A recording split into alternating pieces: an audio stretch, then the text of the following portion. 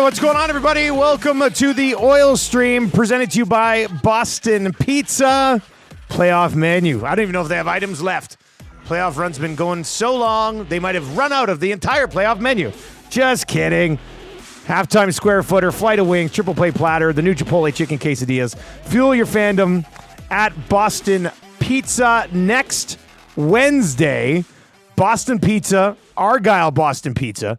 Tommy Gazzola and I will be live on location for an oil stream. I'll be there for the lock shop as well, because that's just how it works. So we will be at the Argyle Boston Pizza, 7641 Argyle Road, Wednesday, June 26th at noon, breaking down that weird little window between Game 7 of the Stanley Cup Final, a possible parade, and then the draft, which is on Friday. Oilers have a second-round pick and then some later picks. But the Oil Stream brought to you by Boston Pizza. You can text us anytime. Get into the inbox at 780-218-9999, 780-218-9999. We will give you a keyword for the $100,000 hole-in-one presented by Golf Town. That's coming up on the Oil Stream right now. But your text messages, how you feeling after last night's hockey game? 780-218-9999. I see in the nasty chat some people are already up there. Apologies, the autoplay didn't work. The lock shop didn't lead into the Oil Stream, so if you had to reset to find us, our bad. Should have worked, but it didn't. Let's see here. The Wolf is in and says, I'm almost in Grand Prairie, still hungover. Saturday could be rough for Edmontonians. Hey, at least the morning after Game 6 is a Saturday morning. At least you've got that going for you. Can you imagine if Game 6 here at Edmonton was Thursday? I mean, people are still just going to skip work or go in hungover. I guess it's probably not going to change too much. Tommy Gazzola joins us. Tommy was in for the hangout and then headed back home for the Oil Stream today. You're playing Mr. Chauffeur for Wino there, weren't you? And while Steve Wino was in the car and I was driving him back, he was on the press conference for Jacob Markstrom. Like this, it doesn't end. It's unbelievable. That guy hustles, man. He wrote an article during the hangout while talking about a million different topics. One of those being MXC, Most Extreme Elimination Challenge. Great show. And then, wait, from back in the day, like that one? Yeah. God, I used to watch that show. Are you talking about like the dubbed one? Yeah. Vic Romano, Kenny Blankenship. Vic Romano, Kenny Blankenship. Oh, man, I didn't get to... I had a bunch of stuff to do today, so I didn't get a chance to take it. I didn't know you guys were talking about that. Man, me and the boys back in college, we used to get around and grab a flat of Carling and just sit there and watch that show over and over and over again. God, that was so classic. Good. We watched some of it, and then, had to whip back at Steve to his Airbnb. You know what's incredible is that Steve is going to be providing laundry services for all the traveling media. Why? Because he has an Airbnb. Okay, but he's not washing and folding and stuff, right? Oh no, but he'll be allowing them to utilize his Airbnb's laundry washer and dryers. Now, is he charging them to help pay back some of the Airbnb? Oh, that's a good idea. I doubt it. So, you got to be a businessman. We're businessmen now. Like we're business. You definitely do that. And shakers. Yeah. Like he's like one of his clients will be Greg Wyshynski. Oh, that's nice. Nielson Show fame. Yeah, that's nice. I was wondering. I thought Wyshynski's clothes looked a little dirty today when he joined us, so that makes sense, I guess. It makes a lot of sense. So they're good friends, and I guess Wyshynski's the first customer among many to utilize the washer and dryer provided by Steve Wino at his Airbnb because he's spending 11 days here. You know what you should do? You should go pick up some 6 o'clocker loggers, take them over to his Airbnb, so when people come over to do their laundry, they can drink our beer. I think he took a couple that was sitting there. He's like, "Can I?" And I was like, "Yes, absolutely. Grab a couple." Yeah, he can take. And he took a 2 Hoots. Good. Did he take like a can of 2 Hoots or the box of 2 Hoots? A can of 2, I think. Should have taken a box, that coward. That'd have been amazing. You know what? He also got. He's like, I came here thinking that the weather would be good, and then we've had this wet weather, and it's been cold and windy this entire time. At least today is really nice, and looks like the next few days should be great. But he didn't bring a jacket or a long sleeve anything. What? So I gave him a Coolbet hoodie and toque. Not even a light jacket? Not even a light jacket. I mean, he's got a suit jacket, but he's not going to be one. Did you give him one of your Coolbet hoodies and toques or the ones that we got stacked up over here? The ones we had stacked up over here. We got a bunch of Coolbet swag. So that's a good idea. That's a good up. idea. I like that. Jimbo over in the Nasty Chat says, the Airbnb owners, after seeing the utility bill, who the hell are you all of a sudden? Yeah, exactly. That's probably not going to be great. Mark says that you should rent out a Wanix pad while he's away. Great idea. We're businessmen, right? Not a bad idea. You got to make business. Got to do business. Got to make money. I wonder what Maddie would say if we're like, hey, Maddie, listen, man, we're going to rent your place for 3 nights. Maddie would probably be okay if he got a chunk of it. Mind you, we'd probably find all the dead bodies and things that he's got hidden in there. So he probably doesn't want anybody getting in there, I don't think. Yeah. All right, 780-218-9999 over the Nasty Chat. If you're watching on YouTube today, hammer that thumbs up for us as well as the Edmonton Oilers force a Game 6 in this series. Any questions that you have, you can fire those over to 780-218-9999 as well. People obviously got to be pretty pumped up about what is going on here. By the way, we were doing what we're calling early bird shots on the show this morning. Yeah. You come into the office, and Eric was a little bit buzzed. He's like, what do you guys do? Are you drinking this morning? And yes, we were. The 6 o'clocker lager is the base. Then you mix in a little birdie booze, and voila, you've got an early bird. And they were good today. We took down a couple, and I have to say, buddy, it's a nice mix. I cannot wait for our golf tournament. It's going to be fun. I can't wait. It's going to be awesome. It's only a couple of weeks away. We do have the hole-in-one contest the week before that. I could just tell when I walked into the studio and I saw the way you were holding onto the can of 6 o'clocker. I'm like, that's not your first one of the day. I'm like, you guys are multiple in here. Like, I could tell. Like, there's a certain way of holding a can, and it's like, no, this has been a fun morning. I probably would have been more grabbing near the top of it, probably at that point. That's what it was. Yeah, it was like one of those, and I'm like, hang on a sec. No wonder they were having such a good time. I was listening like as soon as I woke up, and then on my way in. And there was some laughs and guffaws, and I was like, "Oh, the boys are loose and changing 1,200." Well, yeah, changing 14. That show's got to be at 1,500 likes by now. Unreal. I mean, this is an insane morning, absolutely insane morning. And yeah, just a little bit of booze this morning. I got a long day. We got CFL Zooms this afternoon. You know what those are about. And then we got the Bids for Kids event tonight that we're going to be at. So yeah, it's going to be a fun day. So I just decided to start it on the right foot. We did say yesterday that if they won, we were going to do some early birds on the show today, and we're a station of our word, and that's why we decided to get into that. So hey, Wino was great last night, pre and post and stuff. He was great on the hangout today. He's good. He's good. He's very good. He's a pro, man, and like he doesn't stop working. He was writing like 4 articles yesterday while we were at Hudson's on location, 2 during the game in case the Oilers lost, in case they won. And then he had to have like his Conn Smythe Trophy winners article. He's already written a few of them. Now he might have to write a new one. And then there was a settlement with the Commanders and some season ticket holders. And he had to write a piece about that where they had to dish out some money to season ticket holders because he's also the beat reporter on the Commanders in DC, as well as the Capitals, as well as on the Cup final. Come on. And then he had to write the Jacob Markstrom story while he was on the air on the Hangout today. And then he's in the press conference for Markstrom while he's in the vehicle on the way home from the studio. Like, it was just and then also he crushed a bunch of beers last night. People were buying him shots. Like, the guy's a machine. Beautiful. Love it. Yep. It's the playoffs. Yep. Right? You got to sacrifice in the postseason if you're going to do your job. Final. Probably, right? So, Redbeard over in the text line, 780-218-9999 says, it's hard to have just one beer, especially after last night's big win. You've got that. Yeah. Eden is in and says, hey, afternoon, boys. I'm still buzzing after last night. My heart rate was up to 105 BPM. And after McDavid scored the empty netter, I screamed so hard I got lightheaded and I had to stop myself from falling over. Holy smokes. Imagine screaming so loud that your head was just like, I can't take it anymore. And then just scared goat syndrome there. Just I commend Oilers fans, and I want them to enjoy and celebrate and have the best. And you know, after everything they've gone through. And I'll tell you what, inside Hudson's last night, Andrea had like a decibel reader on her watch, her Apple Watch. She had to go get earplugs. That's how hot or how loud it got in there. At Hudson's last night? Come on. 111 inside Hudson's.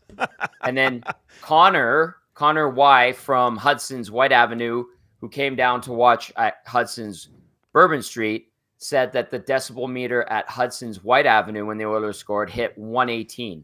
Oh my God. Yeah. That's incredible, man. People were just howling as soon as those pucks were going in. It's the exact opposite as my son, because we watched the first 2 periods kind of downstairs, and then we went upstairs, put his sister to bed, and then we watched kind of in the bonus room. So he can't be like losing his mind because she's at the wall, like right behind. So he's up and he's just like, yes, yes. Like he's not like totally losing it, but he was, he was fired up, man. God, I love seeing him enjoy his team's success. It's amazing. I love it. Adorable. Yeah, it's good.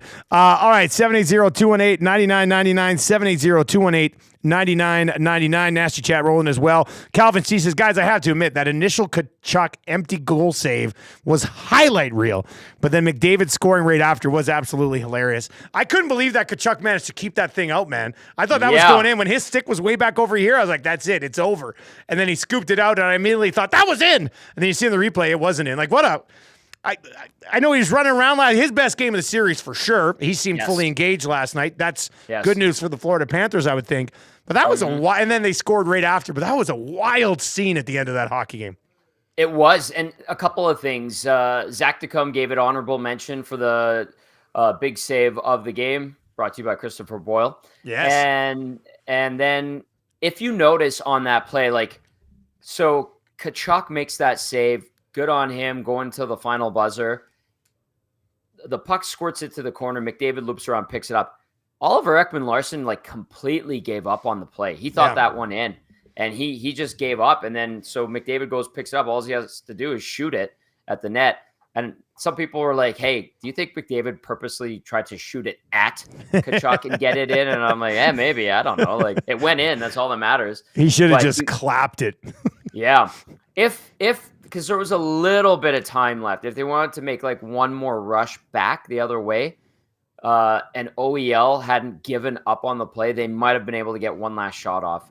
And it felt like one of those nights where any puck might go in. And the way that Florida was buzzing in that third period, I just think that OEL kind of a letdown there when he thought it went in, not finishing out the play, and then allowing McDavid to bury the icing on the cake. We will get to a few more of your comments as we work our way through the show here. It is the Oil Stream presented to you by Boston Pizza. This time next week, we will be at the Argyle Boston Pizza location with a live on-location show. So make some plans, swing on by, and join us for lunch at the Argyle BP's next Wednesday. That would be June 26th. We'll get to some of your text messages. We'll get to your nasty chats. If you're watching on YouTube, hammer the thumbs up today. We are almost to 9,050 subs. It's been a nice day over there as we surpassed 9,000 subs for the very first time. Tommy, I was in the post-game chat quite a bit last night, just watching and kind of taking everything in. What a glorious place the post-game show was last night here on EST. That was wild. It was fun. It was, and it was a blur. It was a whirlwind, whatever descriptor you want to use. And I didn't notice a lot of like Canucks fans getting in there. I know I've been hard on them because they've been trying to troll Oilers fans in our post-game show nasty chat, but a lot of happiness, a lot of belief, I think, is starting to return. And a lot of reason to have belief and enjoy this moment and to see what Edmonton has been able to accomplish in these last 2 games in this series. And I just, now you get the extra day of build up going into Friday's game 6. And yeah, if you're Edmonton, you're looking at this and you're like, wow, like that's the only word I could think of right now is wow. You take a look at what's going on with the Panthers. You see the Bill Zito shots. I mean, the one where his eyes are all bug-eyed, and it's like, okay. My God. The water toss. And then I was reading the replies to your tweet last night of wrong answers only. What is Bill Zito thinking? I just thought that was hilarious. And so it's like all of these good things, all of this positive energy is starting to build. And I want to see Oilers fans rewarded because you and I have covered this team for a long time through the entire decade of darkness. And to see this happening is surreal in a way. And then just a lot of fun to kind of be at a healthy distance and observing and talking about it, breaking it down. It's been a treat. It's been exhausting. It's been all sorts of things. But this is incredible. This series I thought should have been over, and it isn't. Jimbo is in. This is an interesting one from Jimbo over in the Nasty Chat. Thank God it wasn't a sweep. Whatever happens, the team can be proud of the season. And I was thinking that last night too, when they were hanging on for that win and they could get it to 6, coming back home. Like we'll see what happens. If they were to lose in Game 6 at home, I think there's a standing ovation from the fans for the Oilers and what they did. I know the chat in the post game might be different, and Monday morning on our show might be different if there's not a Game 7. But I think you have to be pretty proud of what this team's accomplished already, right, Tommy? Like, absolutely. Yeah. This season, without question, is a success. And I know Cup or Bust was the mantra from Leon Draisaitl. His words. They came up with them, and when you put it out there, like, you need to try to live up to it. They got to the Cup, and the fact that on November 9th, I'm sitting on the post-game show saying the season is over, it's a waste, they have better players, they're tied for 32nd in the NHL, and to be 2 wins away from hoisting the Stanley Cup, potentially matching something that hasn't been done in 82 years. Connor McDavid on the cusp of potentially breaking the all-time single postseason points record, breaking Wayne Gretzky's assists in a playoffs record. Like, there's so many things where you're just like, what the hell happened after November 9th? A 16-game winning streak, and a new coach coming in, and Connor Brown being like the biggest disappointment offseason signing to a potential playoff hero, surpassing Peter Klima, as we put him at one point, surpassing Michael Pekka, as we kind of had him at one point. Just so many incredible things. And this in the midst of a franchise that's going to have to get a new GM, that's going to have a bunch of turnover, has some players quickly, that they're going to like need to quickly, move out, like in the next week and a half. And so unbelievable, a season like no other. There's going to be a book or many books written about it, especially if they manage to pull it off. Listen, they have a long way to go still. Florida's in a sweet spot, but it'll always be a crazy season here in Edmonton, and it'll be looked at that way, regardless if they lose next game, Game 7, whatever, or win it. It's been a memorable one for so many different reasons, and I'm in awe of what we've witnessed this year. Penner's Pancakes over on the Nasty Chat says, guys, to me, yesterday was Florida's chance. Anything can happen, but I just see too much momentum with the Oilers, and 97 has officially activated cheat mode. And Tommy, you talk to a lot of players. You ask some questions. We have analysts on the Nielson Show and stuff. We ask all the time about momentum in the postseason. And people always say, well, no, from game to game, in game there'll be momentum, but from game to game there's not momentum. But I just have a hard time watching this series right now and not see the momentum in favor of the Edmonton Oilers and expect it to carry over with them coming home here in Game 6. I understand what they mean, players, coaches, management types, when they say momentum doesn't carry game to game. I know what they mean, because every game is its own thing. It's its own animal, if you will.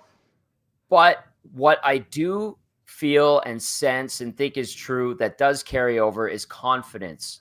And being sure of yourselves and knowing, and the belief was the term that's being thrown around a lot. I think that's a legitimate thing that can carry game to game.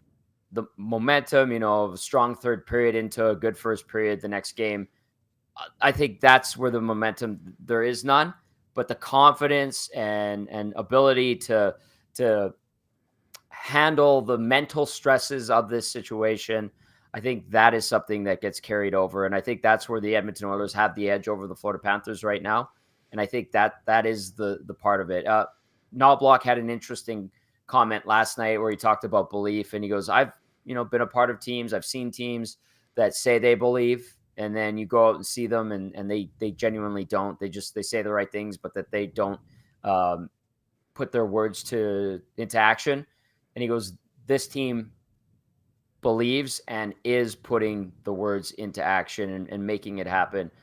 We'll see if that rings true again in Game 6, but that was an interesting comment where he basically called out teams of the past that folded after saying all the right things. And Belsey talked about it on the Hangout as well. He's like, that happens a lot. And maybe Knobloch, well, he obviously knows about this group and everything it's gone through. If you're the Oilers, you're just looking at it, you're going like, how do you not cap this off? How do you not everything they've gone through. And I'm not disrespecting the Florida Panthers at all. Again, on the cusp of a Stanley Cup for a third straight game. But if you're the Oilers, you're just like, well, F this. Let's go out and win it one game at a time. And they're doing it right now. What was up with Bobrovsky last night, man? That third goal, the one that McDavid scored, and he's just standing there. And I at that moment, I was like, oh, like Florida's got to be reeling like here. Like Bobrovsky was so good in the first 3 games of the series, was the best player on the ice in the first 3 games of the series. And you could make a pretty strong argument he's been the worst player on the ice in the last 2 games. Well, he stopped Nugent Hopkins on that break. That was a big one. Yeah, that was a good save. That was a monster save. I don't know if Bobrovsky was overthinking it with McDavid kind of taking a look at him and Connor kind of surprised him. McDavid too, when he was asked about that goal, he was asked like, what did you see on it? And he goes, I don't want to give away too much because, there's clearly something there in the scouting on what Bobrovsky might or might not do, but he got caught in an awkward spot. McDavid has kind of done that at times. He mentioned, he's like, sometimes I do the bank shot. Sometimes I do this. Sometimes I look for the pass. So perhaps Bobrovsky misread it. He certainly misplayed it. I don't know what kind of deception McDavid might have thrown at Bobrovsky from that tight of an angle. A look, a quick glance, a flick of the stick. Whatever it was, it caught Bobrovsky in an awkward position. McDavid saw a small opening and took advantage, and a brilliant goal on his part. But I thought Sergei Bobrovsky, outside of that, was actually pretty good. Like you can't, like the Bouchard slap shot off of Hyman's knee. Off of Hyman, he can't do anything there. That's not on him. The first goal, nice move by Connor Brown. Finally, they get around Bobrovsky. Maybe that's kind of something that the Oilers have noticed about Bobrovsky. Like he sprawls out. They're trying to go low on him in the first couple of games. Now they're going around him. That's the second time. The short back-to-back games, shorthanded goals, first time since 1991 in Stanley Cup Final. Bob Berry, Mario Lemieux, that's happened. Connor Brown, obviously instrumental in both of them. Went around Bobrovsky, tucks it by the post, and then Janmark buries it in Game 4. Then last night gets that breakaway. Great stick to create that opportunity. Great hustle to beat the defenseman coming back, and then goes forehand, backhand around Bobrovsky in a quick tuck. Maybe that's part of what they're seeing on him. But I think Bobrovsky was all right. Like he didn't make that one save that they needed to win the game. And Skinner did manage to do that. But he doesn't look like the difference maker he was in the first 2 games. Joaquin Gage, a legend. He's over in the Nasty Chat today. He says it was Hyman doing the flyby right before, and then adds that he lost the sight of puck after that. So a little bit distracted by Hyman kind of coming in on the flyby and then being caught a little bit off guard. Tube Sock says Oilers Twitter would explode if Skinner led in a shot like that. Oh, yeah. I mean, that would have been absolutely disastrous last night. But he's not. I mean, we have to talk about that if we're on the goaltending conversation right now. Mm-hmm. Outside of Connor McDavid, Stuart Skinner has been the best Edmonton Oiler in the Stanley Cup Final. I mean, I know Brown and Janmark have had their moments, but outside of McDavid, Stuart Skinner, undoubtedly, in my opinion, and I'll argue this one until I'm blue in the face, he's been the second best Edmonton Oiler in the Stanley Cup Final so far, and that's saying a lot for Skinner, considering the way many people still viewed him coming into the final. And maybe some people viewed him that way after Game 3 as well. I don't joke about it, but I am still alarmed by it. People, Dusty, getting mad at Stuart Skinner for not being more angry in his post-game press conference after the third game. I was watching your post-game when people were like, does this guy even care? So he's won over a lot of people, I feel like, deservedly so. Pretty damn good for a guy in his second full NHL season. And all of a sudden, he's becoming a big money goalie, or he's being huge for them in absolutely crucial moments. And that's important. He's going to need to continue that, obviously. But I think it's a testament to his mental strength and fortitude, and then just his ability to lock it in. And whatever happened during that 2-game reset in the Canucks series, he is on a fantastic path. If it continues, we shall see. But he's been brilliant for them. I loved his work in Game 4, even though it was an 8-1 shellacking. Thought he made some absolutely tremendous saves. I think that continued, especially in the first 10 minutes last night, where the Panthers poured it on and the Oilers bent, but they didn't break. Skinner had to make some great saves. And I mean, a few got by him, but one of them, Darnell Nurse, banked in off his glove, and then some great shots, like the Kachuk shot, Dusty. That was like, you see the one low angle, and you're like, oh my God, that was perfect. It was absolute down. Snipe, man. Yeah. And then the clapper from OEL, I thought the defensive coverage was a little spotty on that one.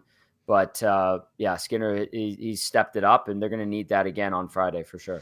All right, 780-218-9999, 780-218-9999. That is where you can get a hold of us. This one is in. First text ever to the inbox from this person. It says, thank God for the federal holiday in the U.S., Juneteenth today. Stress crushed a bottle of red last night during the game, and I'm drying out poolside at home with some tasty rays in the oil stream. Have a great show, fellas. And Goyle, CJ in L.A., but nice. Proudly from Edmonton. And CJ, he's either a dude with women's legs or that's a woman who's CJ in LA, because they sent a picture of the tasty rays that they're soaking up, and I don't think those are a dude's legs. So CJ, enjoy the poolside, taking down a whole bottle of red by yourself. My God. Ugh. I need to see this. It's in there. Oh, yeah. Yeah. CJ in LA is definitely not a dude. Okay. Well, I mean, they look like very feminine legs. You never know. Well, the toes are painted. Well, I mean, men paint their toes. Yeah, true. But this CJ is a girl, for sure. You think so? Yes. Yeah, okay, all right. You're probably right, Tommy. You're probably right.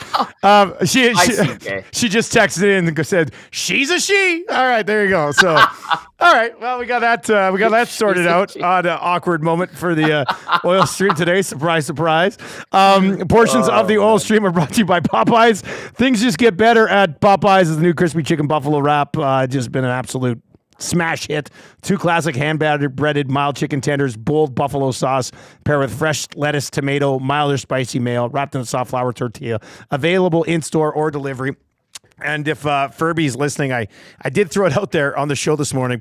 I don't know if it was before or after we started dropping those early bird shots on us, but I did say that if the Oilers win the Stanley Cup, Furby's going to give away one of his Popeyes locations to a random. So, Ferb, you're going to have to text me to let me know if that's one, if I was dreaming that, or if you're actually going to do that. Probably not legitimate, but I could see him being so damn happy that he has a kingdom of Popeyes in other restaurants. Oh, yeah. I mean, Ferb's doing really well. That's why I was like, come on, give us. He's a very good businessman. You know, Ferb, even if you're not going to give away a Popeyes, give us a Popeyes. Yeah, give us a cut. We're business guys now. We said it multiple times. Yeah, look at us. Let's go. Yeah. Look at us. We're debating if man or woman's legs have been texted in to the inbox today. So it'd be good. Nice legs. They're nice legs. Let's say that. They're nice legs. They're better than a Wanix, that's for sure. Oh, my God. If a Wanix poolside in Atlanta getting ready for Canada versus Argentina sends us those gross, hairy chicken legs. Ugh, sick. You know what was the funniest part on Hangout today? Somebody called his legs glizzies.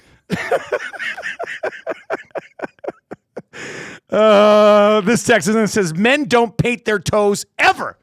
I disagree, man. I think there's some men out there, like Lieutenant Eric paints his toes. Yep. So, yeah, I mean, there's one example. It's a dude who sits right next to me every single day. So I'm not saying his toes are painted all the time, but he'll go and paint his toes once in a while, I think. Yeah, he likes to pamper himself. Yeah. Him and Danny will go to the spa. Is it spa? And then he gets them done. He gets a mani-pedi or whatever. The Gourd Father texts in today at 780-218-9999. Says, boys, my concern now lies in that the Oilers love their own press clippings. Feels like a shift in the series, but hopefully they don't get too confident and forget that they're still desperate for a period and need a full 60 on Friday. Tommy, look, if something like that does happen, then please call me out for being way off. But I just feel like this team is past that point right now. They do like to get into the swag of how beloved they can be and appreciated for their talents. This is not the time. And if that belief system that Chris Knobloch was alluding to about his team is true, then they won't even pay one iota of attention to what's being said about them. So they need to keep doing. They've created the template, Dusty, in these last 2 games. Keep this going. You got to keep it going for a few more days at least, and see what happens. And then if you win it all, you can watch, listen, pump your own tires as much as you want because you earned it. But right now is not the time. And I understand that hesitation in regard to this team because that has happened with this group. I've said it multiple times over the last few years. They are their own worst enemy, and they have too much swagger at times. They believe the hype, and that is held true. It was true this year. Now is not the time. Now is not the time. You shut it down. You don't pay attention. Belzy was talking about that earlier today on the Hangout. You just go home, shutter everything, and you focus on whatever the hell you need to do on Friday. 780-218-9999. This text is in and says, Shaq gets pedicures and gets his toes painted. All right, see Shaquille O'Neal. There's another one. So Lieutenant Eric and Shaq. So it happens. Danny T says, guys, I still think the Oilers will pull this off, but Florida has 2 games now where they could work out the nerves of being on the cusp of getting the cup, being away from home. I think we will see Florida's best game in Game 6. And I just want to follow this up. Greg Wyshynski was on our show this morning, and Wyshynski obviously... Everybody okay out there? What happened? What is going on in there today? Who dropped their laptop? Zactic, get it together, man. Zactic dropped his laptop. And it was loud. You were dropping stuff earlier. Yeah, I broke a bobblehead, but I blame the 2 early birds that I had. Well, that would be the reason for that, I think. Hey, why was JMO there today? It was so good to see. What a pleasant surprise. He was just on the West End. Yeah, he was just on the West End. So Dave Jameson popped by for a little visit today. That was nice. Did he crush a 2 hoots or a 6 o'clock? No. We just chatted for I chatted with him about half an hour about stuff. So it was nice. It was nice. Like, it's good for the soul. A visit from Dave Jameson is good for the soul. Like I had a ton of stuff to do. I didn't want to tell him, but I had a ton of stuff to do today. And he's just like, "Hey man, how are things?" I said, "Good." And then I just spent all my free time between shows talking to J-Mo. I would never rush that dude out of here. He's the best. Your day just got better. Yeah. It was. After talking with J-Mo, my day got better. 100%. Anyway, Wyshynski this morning, who's going to be washing his clothes at Wino's bed and breakfast or Airbnb. Yeah. He said that Florida, kind of like the Oilers, and what we talk about with the Oilers here is that Florida plays their best when people doubt them and when people would count them, like the last couple of years with this group. So, I mean, the doubt effect has to be, full-blown doubt effect right now, I would think. So, yeah, I would agree with Danny T. Florida's probably going to bring their best game of the series. And I know Game 2, they played really well. They're going to have another gear. So the Oilers are going to need to be damn near perfect in Game 6 because I would be very surprised if Florida no-shows in Game 6, buddy. They will not no-show in Game 6. They will want to ruin the party in Edmonton. They will want to smack the Oilers around, and I'm sure that they are pissed off, frustrated, annoyed. Maybe they use the motivation of people doubting them to their advantage, but I think that Edmonton's already kind of recognizing that this is the situation that's building and mounting. They have that confidence, the belief, whatever we called it already this show, that they're going to need to counter it. And Edmonton has gotten better in this postseason as series have gone on. I think that's a theme that we can take for and glean from the Oilers in the 2024 Stanley Cup playoffs. So yes, Florida will be better. Yes, their mindset will be pissed off, and that's good. They'll be motivated. I think Edmonton should be able to match that. And what it will result in is one amazing hockey game on Friday night, and then potentially an even crazier game next week. Dudley's in and says, you guys have been saying Florida is going to bring their best for 2 games now. Make up your minds already. When are they actually going to bring their best? I don't think we would have said that in Game 4. Sorry, I'll disagree with you on that one. I don't think you would have heard us saying, the Florida Panthers are going to bring their best game in Game 4. I thought, you know what? They played pretty well last night. The Oilers took advantage of chances, but then Florida did play pretty well last night. In the second half of that hockey game, they played really well. The Oilers were on their heels for the first 10 minutes. Yeah.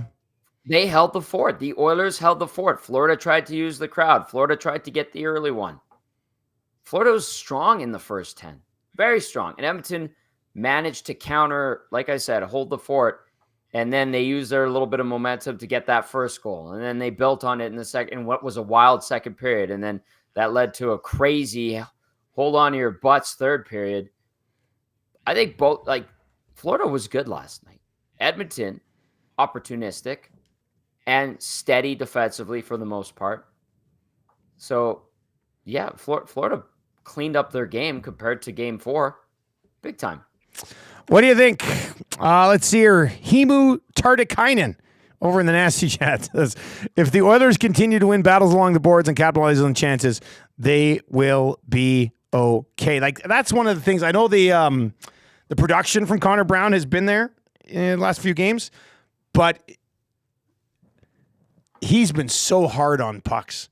My God, a couple of times yesterday, going in and lifting sticks and getting the pucks that you didn't think you were going to get to, or somebody else had it and you took it away. He just looks like a completely different player right now than anybody we saw in the regular season at any moment. Yeah. Well, 20 months removed from the injury and the surgery. There's confidence there. Not playing in that first round, Dusty, I know he was pissed off. He was mad that he was discounted and left out of the lineup, and that he used as motivation. And when he got in there in the Vancouver series, he made sure that he wasn't going to be taken out. Even during that series, I thought there were times where, especially when the Oilers got down in that series, it's like, you could always take Connor Brown out, and they didn't. And that was the right move. And he helped them claw their way back in that series as well. Was great in the third round and continues to be a very strong presence for them. So kudos to him. And yeah, I think, the body, people always say, especially with a blown out knee, and we've seen it over the decades, it takes like a full year to finally feel comfortable on that knee. And it looks like he's back in a big way, and the way he's moving out there and the determination, it's hitting at the right time for Connor Brown. How banged up is Leon Draisaitl right now, Tommy? That's a bit of a mysterious one, but he's not himself. And I'm looking for little tells, like outside of production, obviously, but like movements, body language, his body language, he's always pouty, whatever. But like when he's skating, I'm noticing him holding on to the stick with two hands as he's trying to stride. That I find is different than him. Usually he's barreling down with the puck on the stick with one arm on it, and then he'll get the second hand down on the stick and control. Now it looks like he's moving with both hands on his stick. I don't know if I'm the only one noticing that. I'm just looking for little things that indicate what's wrong with him. Belzy reminded us, and I think Cass talked about it too, whatever was bugging him with his back in that second round series might still be lingering. And that's what it looks like to me too. Like there's no extra burst there from Draisaitl right now, man. Right. None. Like, and even his shots, like the one-timer, he's been a little bit better at getting it off, but he doesn't have the targeting locked in like he normally does. So there's something there bothering him, back, something like that. I know the finger thing was an issue last round, but I think that's kind of healed up. And then McDavid's nicked up. We know that. We'll find out probably. Imagine if McDavid was 100% healthy. He would have 50 points right now. I just can't believe we're witnessing somebody take down Wayne Gretzky records, man, let alone being in the same city for the same bloody franchise. Like, I don't know how a franchise could be as lucky, but it's insane. I thought a lot of these Gretzky records would be untouchable, but especially with the way the game's changed so much from the 80s. Yeah. But McDavid's just on another level, dude. Like, it's nuts. Yeah, the 47 that 99 put up in 85, and I think that was only in like 18 games, if I recall that correctly, is unbelievable. But, McDavid's had a few more games already, gets one more for sure coming up, might be able to break that. It's crazy. Like, this guy, these are the little moments that is going to, obviously push him. He's going to be a Hall of Famer. But like just the legendary status, right? This legacy stuff. It's legacy stuff right now. Yeah. He's having his signature moments in the playoffs, in the Stanley Cup final. That's what people talk about decades down the road. If they come back and finish this thing off and win in 7, it's the greatest moment of his career, and I don't know how he'd surpass it. Like, you you're going to, like, if they come back and win in 7, there's a real good chance he could set the all-time points record in the playoffs. And you come back from a 3-0 deficit, and not against like some sort of Cinderella that finally just, like, this was a really good team. This is a team that was there last year. This was the team that was supposed to win it because they were there last year and all the experience and learn to win and all that garbage. You'll never top this. Like, if they come back and win this, this will be the greatest 2-week stretch of Connor McDavid's career. I mean, outside of leading the Oilers to like 4 straight sweeps and going 16-0 in the playoffs and winning the Stanley Cup, I don't know how he'll ever be able to top, if they finish this job, I don't know how he'll ever be able to top it, man. Honestly, that'll probably, like, when you look back on his Hall of Fame career, the highlight will be being down 3-0 against Florida and him putting together, hell, it might be 15 points in 4 elimination games. You'll never top that. It's just that's how good that'd be. That's true. Think about that. That's crazy. You nailed it. You nailed it. And it's just ridiculous. We get to see it on a daily basis. Yeah. It'd be literally impossible to top what he's doing right now if they end up winning ever in his career, which is like, appreciate this moment, appreciate Friday. And if they get to Monday, appreciate Monday, because you're not going to witness that ever again in that fashion. Yeah. It's insane. It's absolutely insane. Over at Coolbet right now, the Edmonton Oilers, I thought they might be a little bit of a bigger favorite in Game 6, but they're still the favorite. But the Edmonton Oilers right now, if you want to get on it, over at Coolbet, -121 for the Oilers to win at home. I'll be straight up honest with everybody. I put my entire account on the Oilers to win at home in Game 6. So, are you serious? Or are you just messing? No, I'm serious. I'm serious. Wow. Now, I mean, it's not like I have thousands of dollars in there, but I had a decent chunk, and I've decided to put my entire account on the. Now, stay cool, bet responsibly with Coolbet, but me personally, I decided to put my entire account on the Oilers -121. You can't tell people to do that. Oh, I know. I'm not. Don't be a degenerate. Yes, I can. I am a degenerate. You've done it. They can stay. Everybody else. I'm telling everybody else, stay cool, bet responsibly. But I'm also. This is Edmonton Sports Talk. We're very transparent over here, right? Mm-hmm. I put my entire account on the Oilers to win. And no, it's not like I went to my bank account and loaded money into my Coolbet account and was like, this is an account I've been playing with for like 2.5 months since the playoffs started. Right. I managed to get it up a little bit. So the whole thing's on a win in Game 6. But stay cool and bet responsibly for everybody else. If you like the Oilers to win the series, +275. Could have got it yesterday at +700. So the line has moved from 7-1 to +275 right now over at Coolbet on the Edmonton Oilers as well. If you've not yet signed up for an account at Coolbet, do so today. Use the code LOCKSHOP when you do, and you'll get a 100% deposit bonus on your initial deposit up to $200. Zulu's in his legendary move, Dusty. And Jen says, D-Gen, get it, Dusty. Well, look, I'm also going to throw it out there right now that if they win in Game 6, I'm letting it ride. I'm taking the entire account from that. This is a real bad example of stay cool, bet responsibly right now. But I'm telling you right now, and this is how I operate. Like, I'll dabble it. I'll bet a little bit, I'll get up the count up, and I'll be like, I could do something with that. And I was like, you know what? I'm going to put it on this. So sometimes it backfires. Sometimes it works extremely well. And then there's a nice little withdrawal from the Nielsen account. But if they win Game 6, all my winnings are going on Game 7 as well. So wow. But for everybody else, bet within your means. Well, I am as well. But stay cool, bet responsibly over at Coolbet. Hypocrite. We saw the Panthers make some adjustments there, Tommy, midway through the game. They were definitely better in the second half of the game. We saw it. They had the Oilers on their heels. You're sitting there. Everybody in the world, everybody who's watched this team all season, you cannot tell me for a second, you didn't think for a small moment that the most Oilers way this season for them to go out would be blowing a 2 or 3 goal lead in the Stanley Cup final, because they've done that. As good as they are, and they are good, they've done that even when they've been a good hockey team. But they didn't last night. But what do you think Paul Maurice does adjustment-wise with this team coming back out on the road? Do you leave for Hagee where you leave him and then you have Tkachuk roll with Bennett and go from there? You have to leave Tkachuk and Bennett together. Those two were absolutely dangerous every time they were on the ice together, especially in the third period. Bennett almost buried the equalizer. Oh, Just so rolled off his close. stick. It was there, and they were tilting the ice. They were crushing it in the Oilers' zone, and it just seemed like Edmonton was holding on for dear life every time that line was out there. Was it Rodriguez that they threw with them after they switched it up a little bit?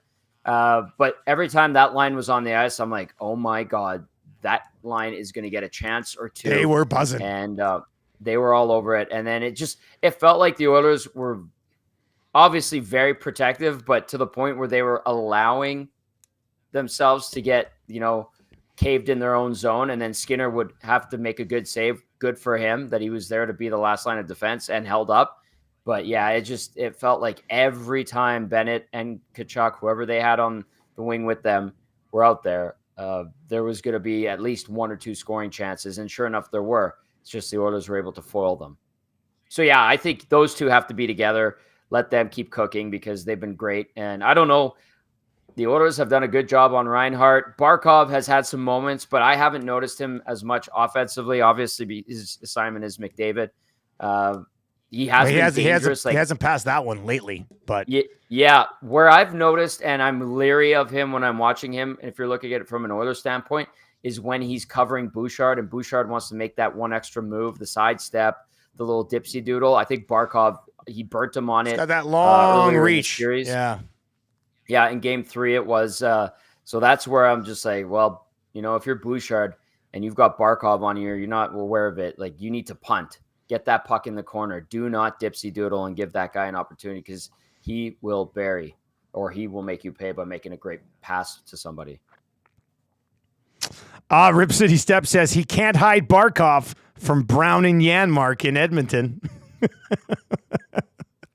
I mean, but like I said on our show this morning, and it sounds ridiculous to say, but and this isn't even from an expectations perspective, in which you might have been able to justify it somewhere along the way, but Connor Brown has been more impactful in the Stanley Cup final than Leon Draisaitl. It says a lot about Connor Brown. It also says about obviously whatever Leon's. I mean, if Leon was cruising along at 90% here, the series might already be over. Like, Leon is that level of player when he's on. Doesn't look to be capable of that right now. But yeah, Matthias Janmark and Connor Brown have become the Oilers' second best line in the Stanley Cup final, and is helping drag them back from a 3-0 deficit, which I'm telling you, I would have never said in a million bloody years. Yeah.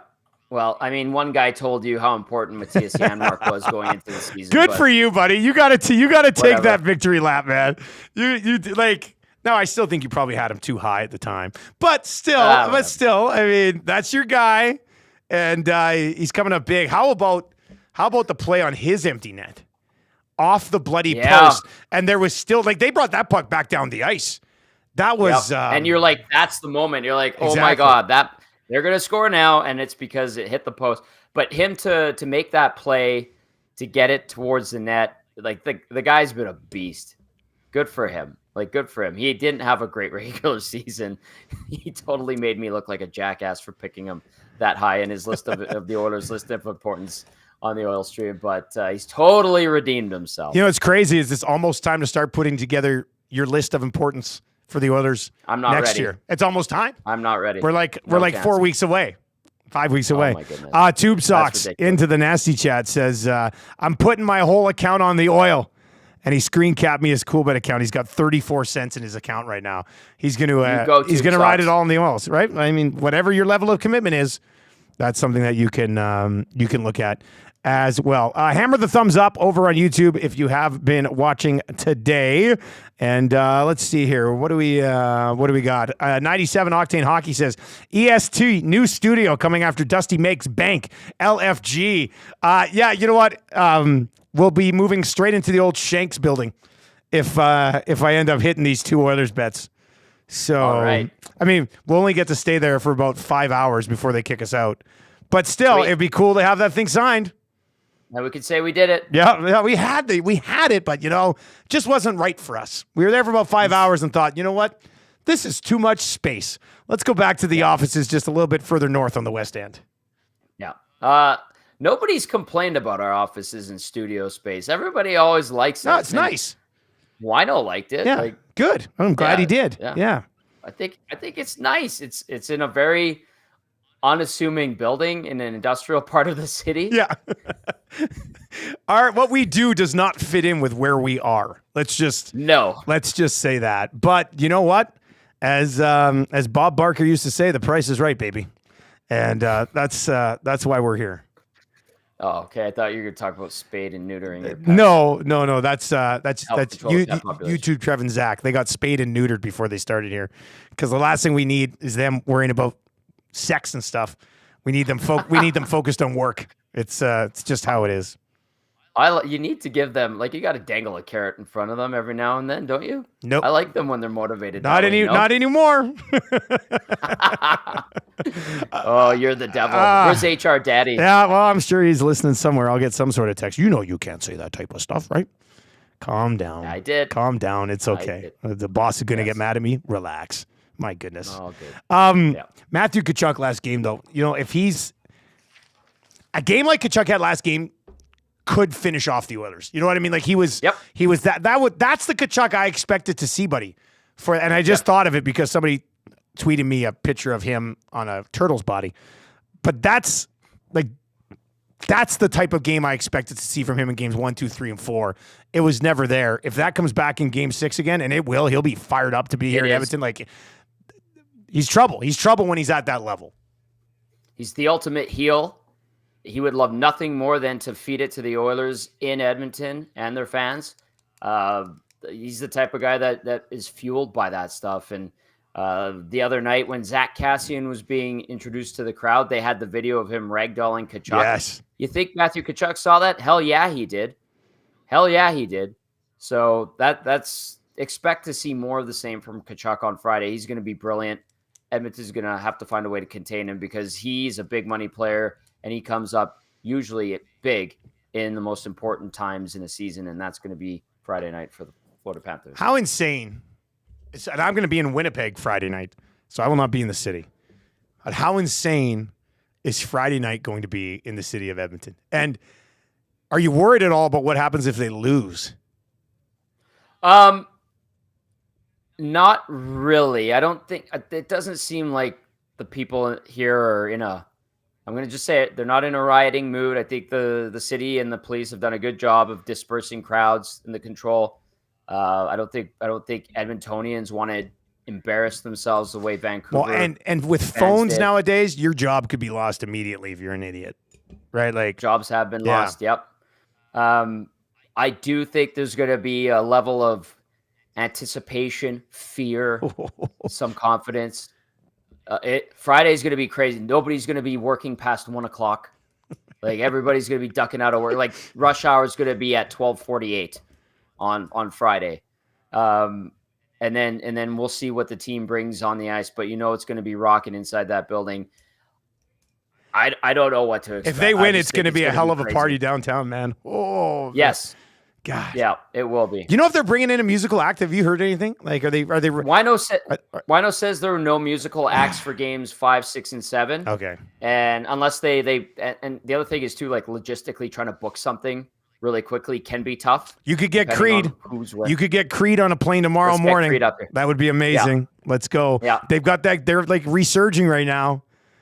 That'd be freaking legendary. My God, that would be incredible. But I don't think anything is planned for a concert, according to Wino, and everybody wants Nickelback. We just had them at the Heritage Classic for crying out loud. I'd still take them free game out there. Yeah, I know. That'd be fun. I like Nickelback. What can I say? Yeah. I'd rather Creed, but T. Wilson, let's wrap up with this over in the Nasty Chat. Jobs have been lost, but jobs have also been offered. All right, that's going to do it for the Oil Stream today. Next Wednesday, we will be live on location. Argyle Boston Pizza is where you can join us next Wednesday. Argyle Boston Pizza, myself and Tommy Gazzola will be there, locked and loaded. I mean, we'll be breaking down the Stanley Cup Final one way or the other, win or lose. Yep. We'll be doing that next Wednesday live on location. So make plans to join us. It's the presenting sponsor of the Oil Stream, our partners over at Boston Pizza. And, of course, shout out to Furby and the crew at Popeyes and our betting partners at Coolbet, who Could take my entire account away from me if the Edmonton Oilers lose Game 6. But you know what? I like the idea of building it up again. So that's always exciting as well. Tommy, you have a good afternoon, buddy. I'll see you tonight at the Bids for Kid event. Looking forward to it, Dusty. Good show, buddy.